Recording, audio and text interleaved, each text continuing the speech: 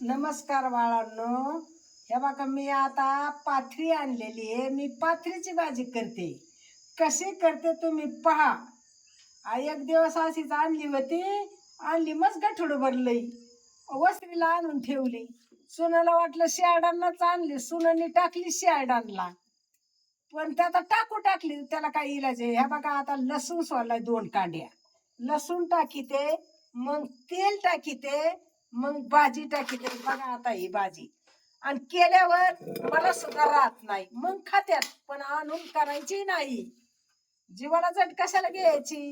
हा, आता असला भाजीपाला कोण खात बाबा आता? हा, आता छान छान खायचं, मटण खायचे, अंडी खायचे, कुठं काही असले पदार्थ खायचे.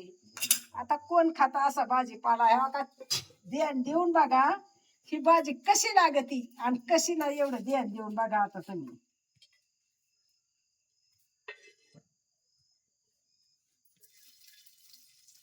बघा आता तुम्ही, आणि ह्या भाजीला चव बघा.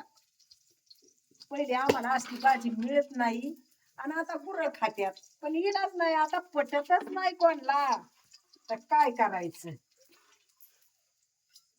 टाकायचं, तेल थोडंच टाकायचं, मीठ मिरची थोडीच टाकायची, धू धू धू धू धू धू घ्यायची. पहिले 2 पाणी धुतलेली, आता परत धुतली. आणि काय करायचं, लय पिळायची. हे बघा, आता मिरची आणि मीठ टाकीते.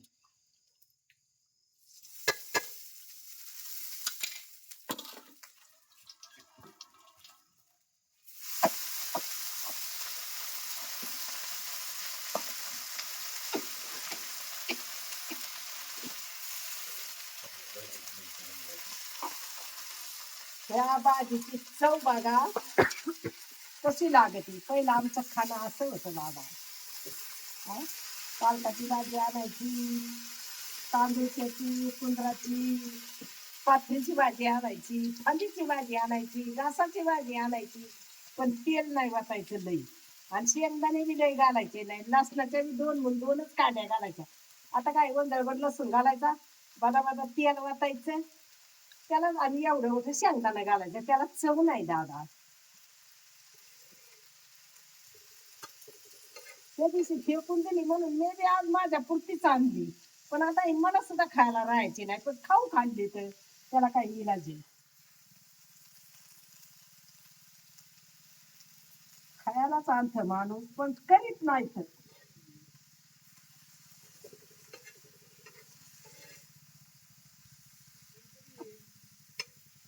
अशा खाण्याने पाठीने रक्त वाढत, चांगलं असतं शरीराला. आजार होत नाही तर पाथरीने.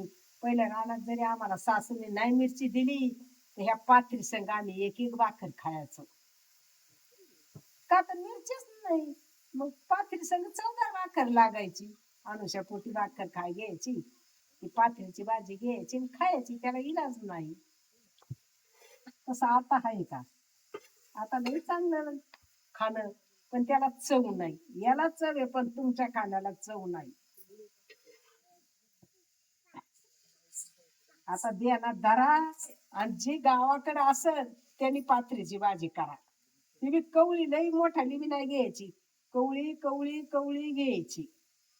आणि बघा ती पाथरीची भाजी खाऊन. अहो दादा, पाथरीची भाजी, लोणचं, आणि जर बाजरीची भाकर खाल्ली तर माणूस जर झोपलं तर उठायचं सुद्धा नाही. इतकं छान आहे. आता कोण खात? आताच्या पोरींना पटती काही?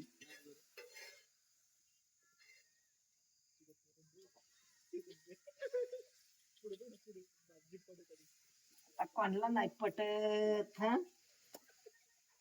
आता खाणं चांगलं नाही राहिलं. हम्म, हॉटेलाने जायचं, काही खायचं. भाजीपाला कोण खातं? पण जे भाजीपाला खाईन त्याचं शरीर बघा, आणि जे हॉटेलचं असलं दुसरं खाईन त्यांचं शरीर बघा तुम्ही. भाजीसारखी चव नाही. मी 8 दिवसातून 4 बाऱ्या तरी दादा भाजी खाते. आता मला ती भाजीच लागते. आताच्या पोरी फेकून देतात, फेकून. पण भाजी खात नाही तर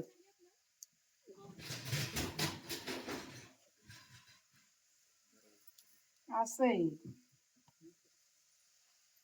आता कोण खात, आता धुणं निघाली, मटण मासे, कुठं हॉटेल मध्ये काजू तरी, पनीर भाजी, तरच्या भाज्या राहत्यात त्या खायच्या.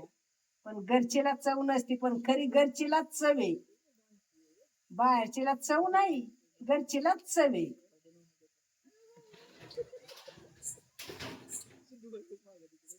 पण आता लोक खात नाहीत. ज्याला आवडत ती खाई, ज्याला नाही आवडत ती नाही खायचं. हॉटेलचं खात्यात तर 40-50 वर्षातच आजार होऊन मरून जात्यात. तसं हे आम्ही असं खाणं होतं म्हणूनच आम्ही 70-70, 80-80, 100-100 वर्षाचं जगलेलं येते.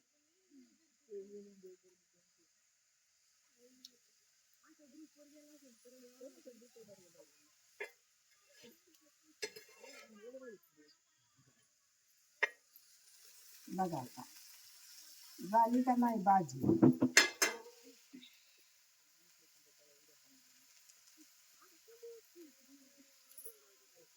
आता कोण खात दादा असं. आताच्या पोरी तर फेकून देतात, फेकून, पण भाजी खात नाहीत. उलटा राग राग करतात ह्या म्हातारीला काय तेवढंच काम, काही गावात घेऊन यायचं आणि करायचं.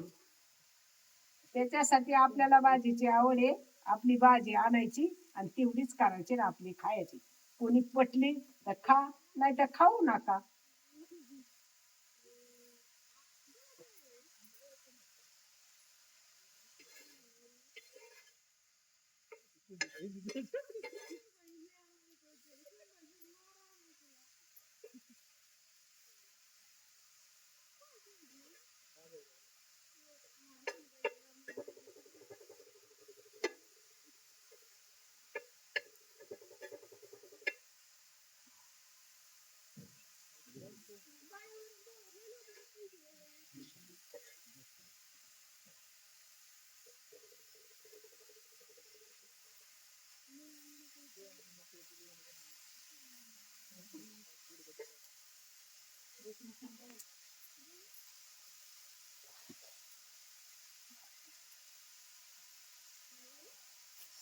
आता भाजी झाली,